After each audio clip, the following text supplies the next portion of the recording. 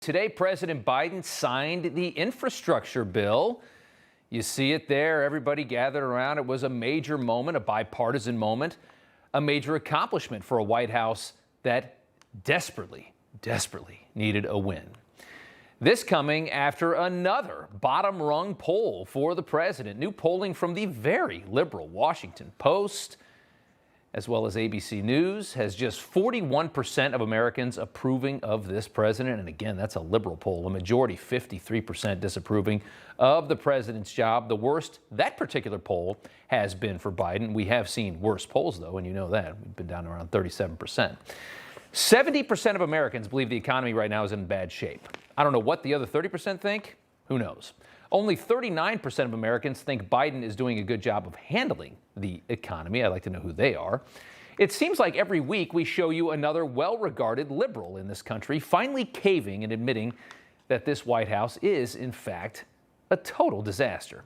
This week, it was George Stephanopoulos' turn, feeding his viewers the bad news on Sunday and ending on this insane lead that their polling shows Republicans have going into the midterms, a jaw-dropping advantage. Take a look.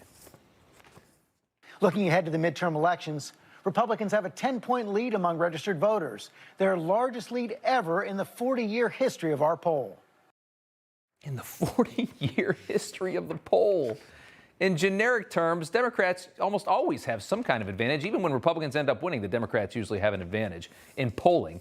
Looking at previous midterms where the GOP was not in power, namely 2010 and 2014, Obama's midterms, in those races, Republicans had 7- and 6-point leads respectively, and those were big leads. In 2010, Republicans won huge, a net gain of 63 seats. They took back the House of Representatives. It was a massive correction. In 2014, a net gain of another 13 seats. The generic ballot lead right now is 11 points. But let's fast forward 3 years from now. According to a new Des Moines Register poll in a hypothetical head-to-head matchup in Iowa, look at these numbers in Iowa. Former President Trump leading by 11. 51% of Iowa voters would support Trump in the 2024 election. 40% say they would back Biden. Now, in 2020, Trump won Iowa by 8.2%. It is a great state to watch because Iowa, just like most of this country, leans a little bit to the right. It's not super conservative. Obama won Iowa twice, after all. But it makes Trump's lead very impressive because it is a state that kind of has the feel of the way the country goes. As for the White House, seeing all of this and no doubt panicking privately as the excuses game, it makes the excuses they always do. Let's take a listen. We look at most of these data points through the prism of COVID, and we know that we are in this place we are in now because of COVID, because of the impact of the pandemic. That has led to inflation. That has led to supply chain issues, and we know that even on a fundamental human level, people are tired of the pandemic. COVID is the great catch-all. Whatever is wrong, COVID, right? But as Biden continues to fall apart politically and mentally, let's be honest, the spotlight is beginning to shift over to his eventual successor, a conversation that really kind of got started this weekend, I thought. And Vice President Kamala Harris is not the obvious name leading the list of possible replacements. Politico writing, President Biden says he intends to run for re-election in 2024, but not all Democrats believe him. And let's be honest, nobody believes him. Nor are they convinced that his number two would be the clear heir if he chose to opt out. It's really amazing. Finally, the VP means something, and you don't have a good one. So if not Harris, then who? Well, the only person who ran last time who was at least a little bit smart was Pete Buttigieg.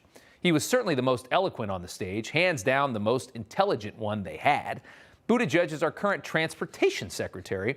He's also the only other person the Washington Post mentioned in their weekend write-up on this subject, as we all start now talking about who's going to replace Biden. A newspaper, of course, deeply connected to this administration and the Democrat Party's current mentality.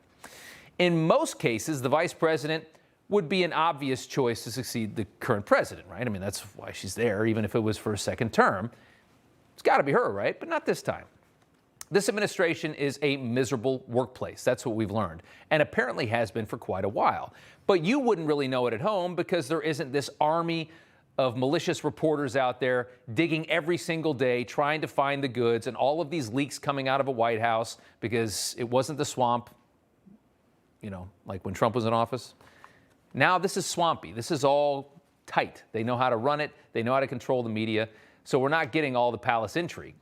Although shockingly, a new report by CNN is shedding some light on this issue, and it's finally starting to come out. Worn out by what they see as entrenched dysfunction and lack of focus, key West Wing aides have largely thrown up their hands at Vice President Kamala Harris and her staff, deciding there simply isn't time to deal with them right now. CNN's reporting details a horrific problem for this White House that needs an heir apparent, a horribly ineffective and incapable vice president who appears ready to lash out at her boss.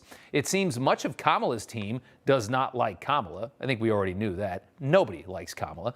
But others also blame her troubles, I should say, on Biden giving her impossible tasks, such as the southern border, setting Harris up to take the blame. The hilarious part is there's nothing impossible about the task of our immigration problem. It just takes common sense that nobody in this administration has, and a willingness to go up against the far left, which nobody in Washington seems to have right now, at least on the Democrat side. But the message is clear. Harris is not about to let Joe Biden end her political career.